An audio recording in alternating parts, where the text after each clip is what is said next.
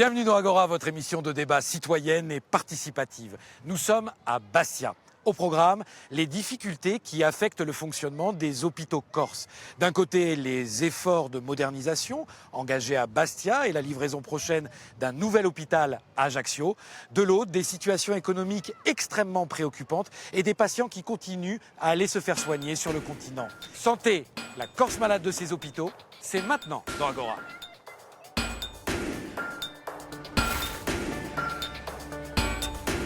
Eh bien, nous nous retrouvons dans un établissement de la place du marché. Et avant de rejoindre mes invités, je vais distribuer les téléphones portables vidéo d'Agora de façon à ce que vous puissiez filmer mes discussions avec mes invités. Votre regard nous intéresse et ces images seront évidemment utilisées pour le montage final de l'émission. Bonjour à tous les trois. Merci de nous avoir rejoints pour cette émission au cours de laquelle on va donc parler de la situation des hôpitaux publics en Corse, mais aussi d'exil médical et de la nécessité peut-être de réinventer le maillage territorial, celui de proximité. Norbert Nabé, vous êtes le directeur général de l'Agence régionale de santé, l'ARS de Corse. Je crois que vous nous quittez d'ici quelques jours. Hein ? Exactement. Bon, très bien. Alors pour commencer et pour entrer immédiatement dans le vif du sujet, je voulais que vous nous donniez des nouvelles des deux paquebots que sont les hôpitaux d'Ajaccio et de Bastia, dont le naufrage financier ne paraît jamais bien loin, et ce depuis des années. Où on en est ?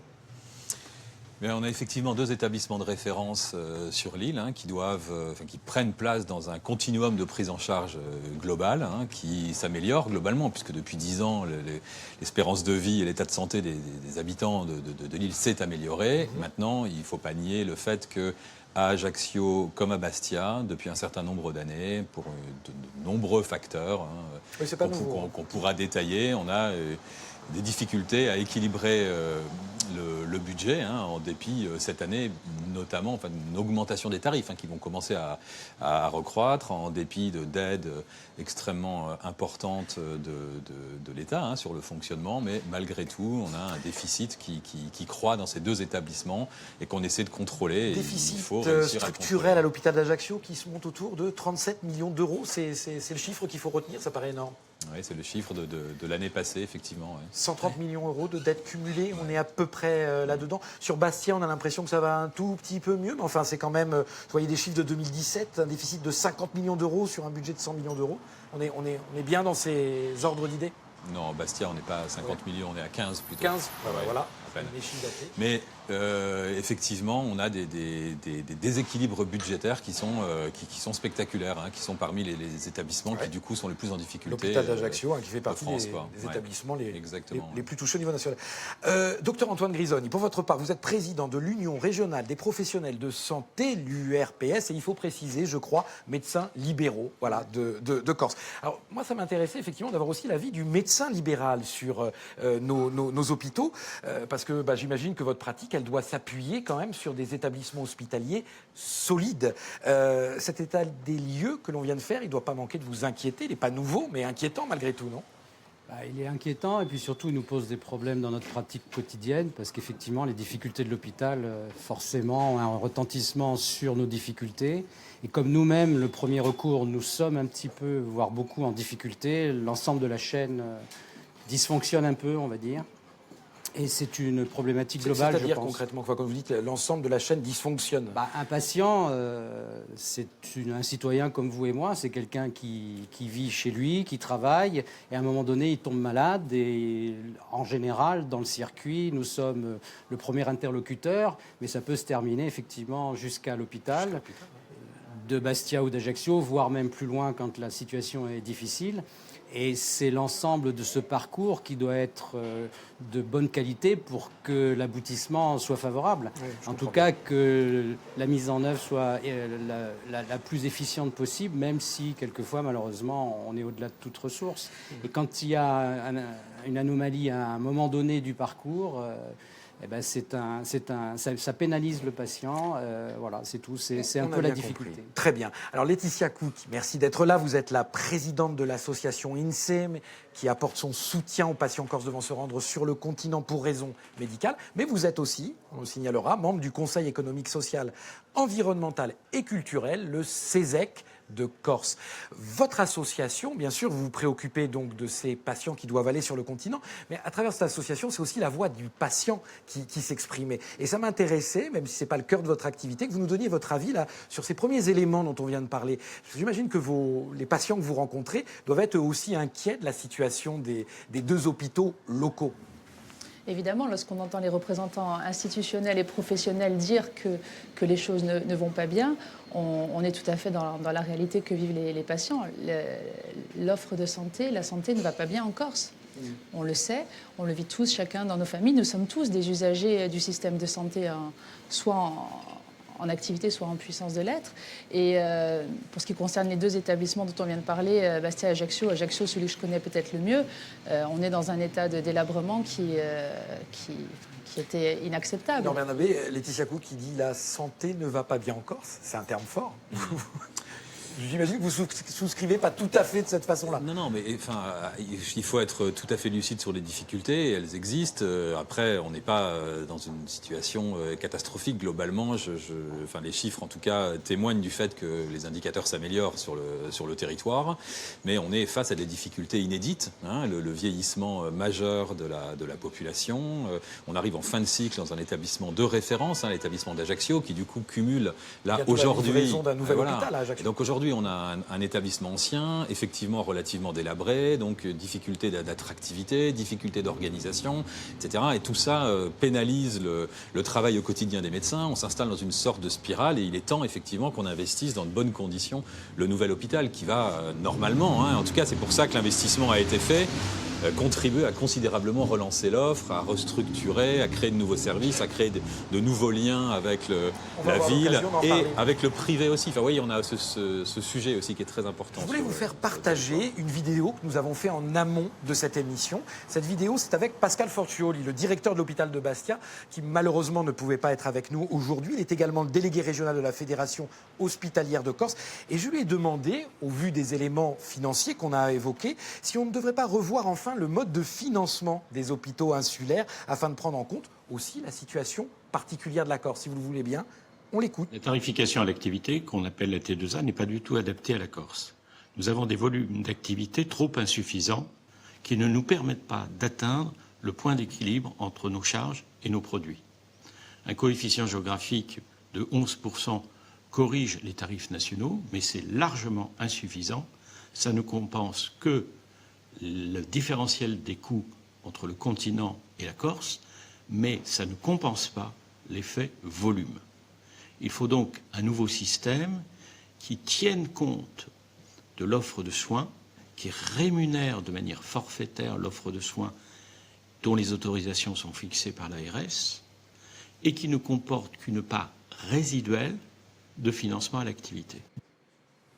Alors, on rappelle, hein, juste pour faire simple, dites-moi si je me trompe, hein, mais que cette tarification à l'activité, elle repose sur la mesure de l'activité effective des établissements et ça détermine les ressources qui leur sont allouées. Norbert Nabé, il y a des pistes là qui sont données par Pascal Forcioli. Il serait peut-être intéressant de changer aussi les règles du jeu. Bien sûr, elles sont à l'œuvre ces pistes, hein, puisque le gouvernement vient de présenter notamment le travail de la fameuse task force là, qui a été pilotée par Jean-Marc Aubert et qui présente des pistes pour un nouveau... Je me méfie toujours des task force, moi. Hein, les termes sont beaux.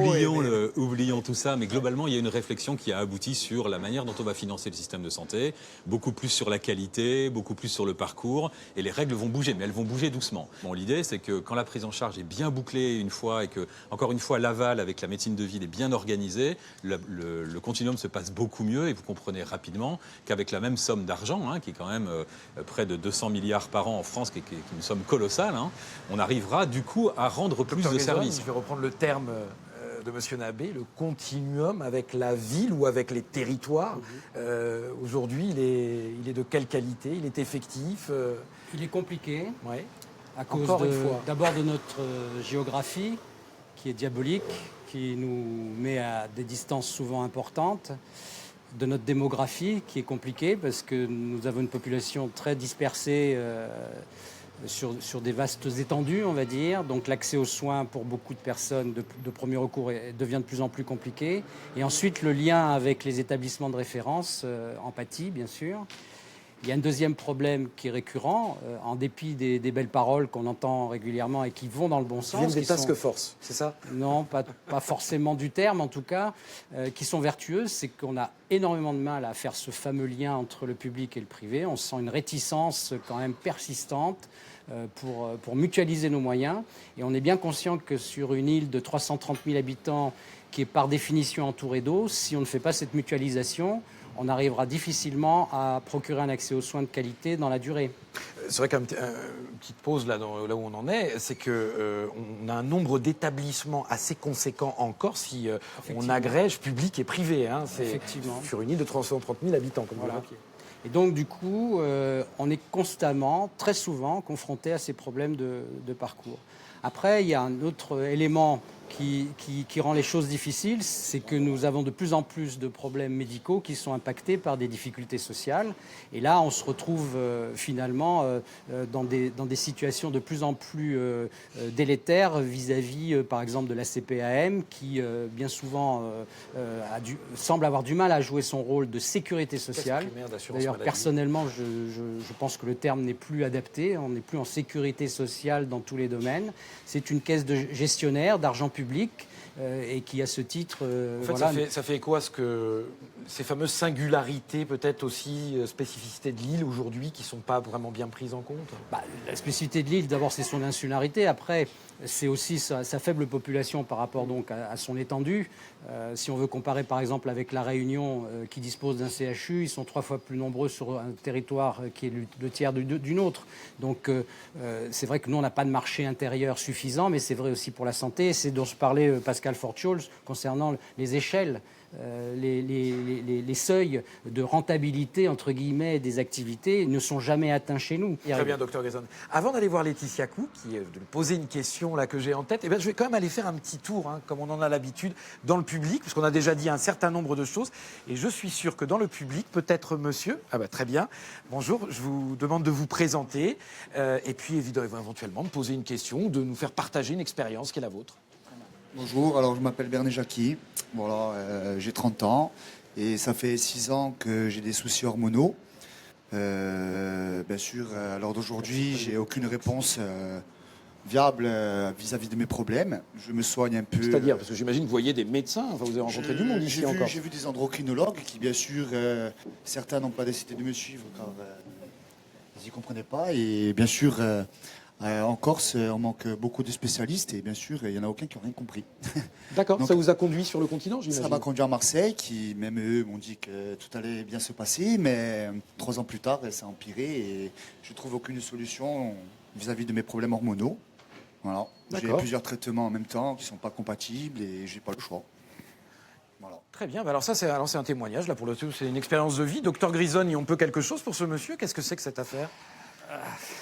Bon, vous la découvrez, le cas. Mais... Oui, non, mais alors, peut-être on peut définir ce que c'est que le premier recours, c'est-à-dire le début du parcours par lequel est passé ce patient, qui s'est trouvé confronté à une maladie qui nécessitait un avis spécialisé. Et effectivement, nous commençons à manquer sévèrement de spécialistes en Corse, d'organes. Il y a des spécialités en particulier là, Alors, qui sont en le souffrance problème, c'est ou en que déshérence? autant vous avez des chiffres très fréquemment donnés et des études régionales qui existent sur la médecine générale, autant en matière de recensement des spécialités, on manque d'éléments.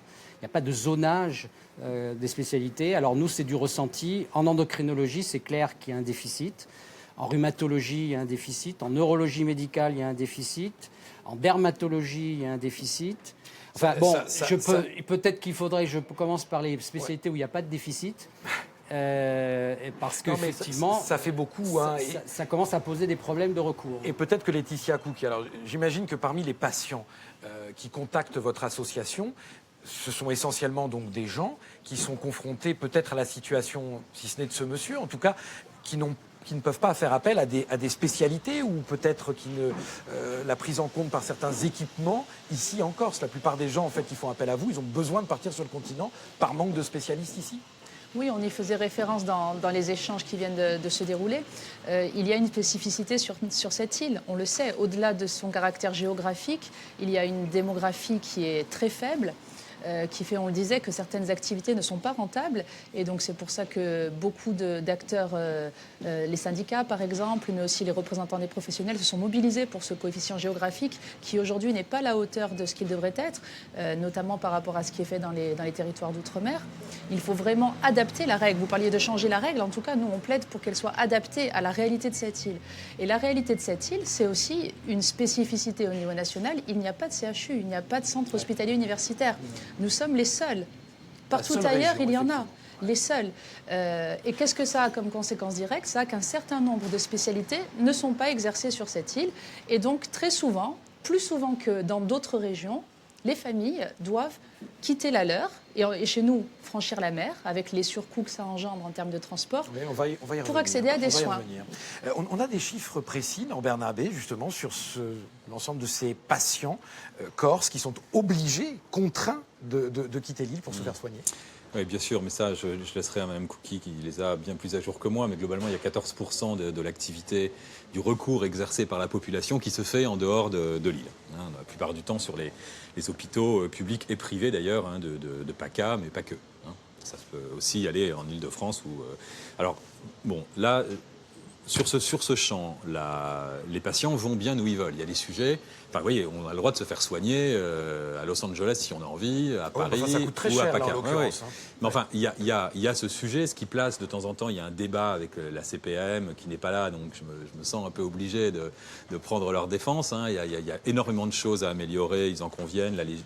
La réglementation peut avancer, mais le simple choix de ne pas vouloir avoir recours à une spécialité de l'île qui existe, parce que malgré tout, il y a quand même un certain nombre de professionnels qui travaillent sur cette île. Et il y a des gens qui souhaitent partir sur le continent. Donc ça, c'est une chose. Après ça, on a des filières qui sont incomplètes. Et ça, c'est tout à fait vrai, quoi. Et ça, c'est à nous tous d'y travailler pour que la spécialité ou le niveau de recours dans la spécialité, hein, puisqu'on a aussi, vous savez, maintenant, tout est hyper spécialisé et c'est pas parce qu'on a des cardiologues ici que l'ensemble du champ de la cardiologie est couvert. Jusqu'à un certain niveau, on peut être pris en charge sur l'île. Après, il faut aller en PACA. Et puis, de temps en temps, on est même obligé d'aller encore plus loin selon la nature de la spécialité. Je reviens sur le cas de votre invité qui témoigne du fait qu'il met en difficulté un certain nombre de spécialistes en endocrinologie. Et peut-être que le recours est encore plus loin que PACA sur ce truc-là. Donc là, on a à essayer de créer les conditions pour que ça puisse se faire. Laetitia Cook, j'imagine que même si effectivement vous organisez le départ de ces patients corses pour qu'ils aillent se faire soigner sur le continent, vous préféreriez 1000 fois que des spécialistes présents ici les prennent en charge sur l'île directement. Oui, c'est l'évidence. Alors si vous permettez, on n'organise pas les départs. Pas plus qu'on ne les incite d'ailleurs. En revanche, on les accompagne. Lorsqu'un médecin ici a estimé qu'un patient devait se rendre sur le continent et lorsque l'assurance maladie a validé ce départ, à ce moment-là, on intervient en effet pour soulager les familles. On ne vient pas simplement frapper à votre porte pour dire voilà, moi j'aimerais bien aller voir tel médecin, tel endroit. Non. Il y a toute une démarche. Et d'ailleurs, pour revenir sur les chiffres, on sait depuis les travaux du Conseil économique et social qu'il y a 26 000 déplacements chaque année et on sait qu'au minimum 60% de ces déplacements concernent tous des affections de longue durée pour lesquelles les spécialités n'existent pas en Corse. Juste pour fixer les choses. Alors pour le reste, évidemment que nous plaidons, lorsque le départ est nécessaire, pour que ce soit moins compliqué, moins fatigant, moins douloureux et moins onéreux pour les familles. Mais on sait très bien justement que les déplacements les moins onéreux, les moins fatigants et les moins compliqués seront toujours ce qu'on ne fait pas. Et les Corses, de manière assez évidente, souhaiteraient pouvoir être soignés en permanence chez eux, avoir accès à toutes les spécialités dont ils ont besoin et avoir accès à des soins de qualité chez eux, auprès de leurs proches et de leur entourage. Donc il est évident que ce pourquoi on plaide en priorité, c'est l'amélioration de l'offre de soins sur cette île, pour la venue la plus importante possible de spécialistes qui viennent consulter, comme cela est fait depuis très peu de temps. Ce qu'on appelle les consultations avancées. Exactement, notamment en oncologie pédiatrique à Ajaccio, avec des spécialistes de la Timone qui vont éviter à des enfants de devoir partir. Ça aussi, c'est vraiment la bonne solution. Faire venir un médecin plutôt que faire partir 15 malades, c'est intelligent à tout point de vue, y compris budgétairement pour les deniers publics. Évidemment. Et également, on pense que la géographie de la Corse est particulièrement adaptée à la télémédecine. Et que chez nous aussi, il faut investiguer ce champ-là pour faire en sorte qu'on réduise le plus possible tous les déplacements qui peuvent l'être. Et on sait qu'il y a une marge. En revanche, chacun partage le constat aussi, il y a toujours des déplacements qui sont indispensables parce qu'on ne fait bien que ce qu'on fait souvent, en médecine comme ailleurs, et il faudra toujours aller voir des spécialistes. Ce sont ce qu'on appelle les déplacements incompressibles. Et pour cela, en effet, on va se battre le temps qu'il faudra pour que ce soit moins difficile pour les familles. Et donc soutenir et non pas organiser. Docteur Voilà. Grisogne, l'apport de compétences, que ce soit d'internes ou de ces spécialistes qui viennent dans le cadre de consultations avancées, j'imagine, voilà, c'est une sacrée bouffée d'oxygène. Hein. Comment vous envisagez, vous, un petit peu les pistes, notamment qu'évoquait Laetitia? Pour faire venir des spécialistes en Corse et des médecins, c'est ça votre question? On sait par les contacts qu'on a... Et des internes aussi. Des On a internes. besoin aussi de la relève. On sait c'est pas vous qui allez me dire l'inverse, j'imagine. On sait par les contacts qu'on a maintenant avec les étudiants, les internes, qu'il n'y a pas de meilleur moyen de les inciter et de les convaincre de venir s'installer que de les faire venir en Corse faire leur stage d'interne, aussi bien dans les hôpitaux locaux que chez le praticien. Et c'est ce qu'on essaye de favoriser et de soutenir. Il y a une convention qui existait d'aide de la région à ces internes avec des soutiens financiers, mais c'est aussi un problème, je dirais, de qualité de travail et de conditions de travail, presque plus que d'argent qui fait la différence, et d'intérêt du travail. C'est-à-dire qu'il faut qu'ils aient l'impression qu'ils n'arrivent pas dans la brousse. Qu'ils arrivent dans un endroit où les choses sont quand même organisées, que les parcours sont plus ou moins finalisés le plus possible, et qu'on ne va pas les faire venir un petit peu pour sauver le soldat Ryan, pour les sacrifier, je dirais, sur l'autel de la pénurie, notamment dans le milieu rural, où on a de plus en plus de difficultés à assumer l'accès aux soins. Ça s'organise de manière de plus en plus concrète pour la médecine générale. Tout est à faire pour la médecine spécialisée. En tout cas, pour ce qui est de la médecine libérale. Actuellement, il n'existe pas d'organisation spécifique pour faire venir des internes dans les cabinets privés de spécialistes, pour leur donner le goût, l'intérêt à exercer les spécialités sur l'île. Et il y a tout un travail encore qui est nécessaire. Et donc, on est face quand même à un gros défi actuellement, et on n'a pas beaucoup le temps. C'est vrai qu'il faudrait qu'on arrive à compenser très rapidement les carences qu'on a en cette matière, et ça va être compliqué. Bien sûr. Alors, vous évoquiez là notamment, enfin déjà le directeur de l'hôpital de Bastia le faisait, ça a été évoqué à plusieurs reprises. Peut-être que Monsieur Nabet pourra un petit peu développer après cette autre vidéo que j'avais prévue au cas où. Alors là, c'est le professeur Georges Leonetti, qui est le doyen de la faculté des sciences médicales et paramédicales d'Aix-Marseille Université. Et je lui ai demandé si justement la convention qu'on a évoquée tout à l'heure rapidement, qui a été signée par les facultés de médecine de Marseille, de Nice, Université de Corse, l'URPS, et l'ARS de Corse, pour faire venir justement des internes ou post-internes plus facilement en Corse, était enfin la promesse d'une démographie médicale qui retrouverait des couleurs. Allez, on l'écoute. Les différentes institutions se sont mises d'accord au travers d'une convention pour une meilleure prise en charge des internes qui viennent faire leur choix en Corse. Alors pourquoi ? Parce que le problème de la démographie médicale est un problème que l'on retrouve sur l'ensemble du territoire national, qui est peut-être un peu moins d'acuité en Corse qu'ailleurs, puisque la densité de médecins est un peu plus élevée que la moyenne nationale, mais qu'il est extrêmement important de soutenir ces jeunes médecins qui viennent se former sur des territoires qu'ils ne connaissent pas, parce que ce qui fait la difficulté, c'est souvent des médecins qui ne vont pas s'installer à tel ou tel endroit parce qu'ils ne connaissent pas cet endroit, et que si au cours de leur formation et de leurs études, ils peuvent découvrir cet endroit, ils s'y installeront d'autant plus facilement. Mais qu'il soit bien clair que les médecins ont une approche de leur vie professionnelle qui fait qu'elle doit s'intégrer dans un environnement où la famille, leur famille, peut aussi se développer, et qu'à ce titre-là, la Corse a un certain nombre d'atouts, y compris en termes de démographie médicale. Norbert Nabet, vous êtes signataire, l'ARS est signataire. C'est pas un peu des vœux pieux, tout ça ? Non, mais tout ça est tout à fait juste. La société, la profession médicale n'a pas échappé à l'évolution de la société, qui fait que les gens veulent s'implanter là où l'ensemble de la famille peut s'épanouir, les enfants avoir leurs activités, les épouses ou les époux trouver du travail, et que évidemment, on a évoqué le caractère insulaire, le fait que la population, effectivement, pour un conjoint, on peut imaginer qu'il y a moins d'opportunités qu'à Paris ou qu'à Marseille. Par nature, c'est une évidence. Après, ce qui est très vrai aussi, c'est que, et ça se comprend, les médecins, surtout les spécialistes, enfin les spécialistes autres que spécialistes de médecine générale, s'installent globalement là où ils terminent leur internat ou leur post-internat, parce qu'on arrive à avoir des enfants, à avoir 30 ans, et que c'est pas l'âge de plier les gaules et de repartir à l'autre bout de la France. Et en ça, c'est sûr que de créer des filières universitaires qui vont jusqu'au terme sur l'île, c'est déterminant et essentiel. Mais je rappelle qu'il faut en faire la demande. Hein. C'est pas moi qui décide ou l'État qui décide, bah, tiens là on va faire du post-internat, il faut que le service fasse la demande, disent moi je veux accueillir des chefs de clinique dans mon service. Et ça c'est des choses qui sont à travailler encore. Très rapidement, mais c'est un élément important, Laetitia Cook, parmi les vœux, puisqu'on parlait de vœux, vous, il y en a un très clair que vous formulez, c'est celui de revoir le code de la sécurité sociale. Rapidement, vous nous en dites 2 mots ?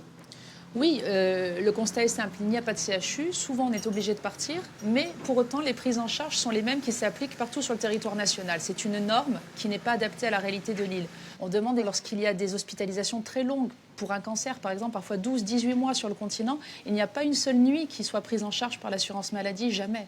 Oui, ça peut paraître complètement incompréhensible, oui. Effectivement. Injuste, inéquitable. Voilà. Aujourd'hui, il y a une règle qui impose la demande d'entente préalable avant chaque départ. Mais cette règle est absurde lorsque, par exemple, on ne peut pas soigner la spécialité sur l'île, ou alors lorsque vous êtes évacué sanitaire, lorsqu'on a estimé que votre état de santé nécessitait un départ en urgence. Si à ce moment-là, vous n'avez pas pensé à demander l'autorisation, eh bien votre retour n'est pas pris en charge. Situation ubuesque qu'on vit encore trop souvent sur cette île. Très bien. Voilà. Docteur Grisoni, alors c'est vrai, on n'a pas de CHU, mais en revanche, il y a quelque chose dont on entend de plus en plus parler. Ce sont ces fameuses structures de proximité que seraient les maisons de santé pluriprofessionnelles, hein, je crois que c'est le terme. On parle souvent de San Nicolas, Calenzane, à Cargèse, Lévis. Effectivement, c'est des structures qui sont appelées à se développer. Je crois que vous, notamment, qui êtes très actif sur la plaine orientale, c'est aussi il y a un projet. Hein. Vous nous en dites 2 mots de ces structures, parce qu'il n'y a pas que les hôpitaux, ma foi. Hein. Alors, les structures, les MSP, voilà. Ça a été présenté déjà du temps du président Sarkozy comme la solution à tous les problèmes de désertification. Il était prévu d'en créer des milliers. Voilà. En fait, qu'est-ce que c'est ? Emmanuel Macron veut doubler leur nombre au niveau national. En fait, nous, on dit depuis le début, depuis longtemps, depuis le rapport Berland, depuis 25 ans, qu'on va avoir un problème de démographie médicale, de pénurie, de carence. Actuellement, comme pour des raisons sur lesquelles on ne va pas revenir, cette difficulté, ce problème n'a pas été résolu par les politiques publiques. On nous dit, pour arriver à dispenser les soins suffisants, il faut mieux vous organiser, mieux vous coordonner, mutualiser vos moyens. Mais ça ne se fait pas d'un coup de baguette magique. Non. Et nous, on répond que de toute façon, à un moment donné, on va se trouver coincé par le manque de personnel, de médecins, d'infirmières, etc. Mais il n'en reste pas moins qu'une meilleure coordination, une meilleure organisation permet des soins de qualité, permet de soulager le travail quotidien de chacun des interlocuteurs, des professionnels. Et ces équipes de soins primaires, c'est-à-dire tous les professionnels qui gravitent autour d'un patient, il faut voir que les patients, comme l'a dit M. Nabet, sont de plus en plus chroniques, complexes, âgés. Donc ce n'est plus comme à mon époque où finalement la consultation de médecine générale était assez rapide. On appelle ça du one-shot en termes de l'émission. Voilà. Ça nécessite beaucoup d'interventions et ces équipes doivent travailler ensemble. Et c'est à partir de ce socle, effectivement, qu'on réfléchit à des organisations plus larges, des espèces on pourrait dire, de mini-établissements de santé locaux, privés, qui agissent dans le premier recours. Mais c'est très compliqué à mettre en œuvre et c'est très lourd. Et donc, ça sera une solution probablement, mais pas la seule et pas tout de suite. Privé, mais l'État suit, les pouvoirs publics suivent, aident, parce que ça ne se fait pas d'un coup de baguette magique, tout ça.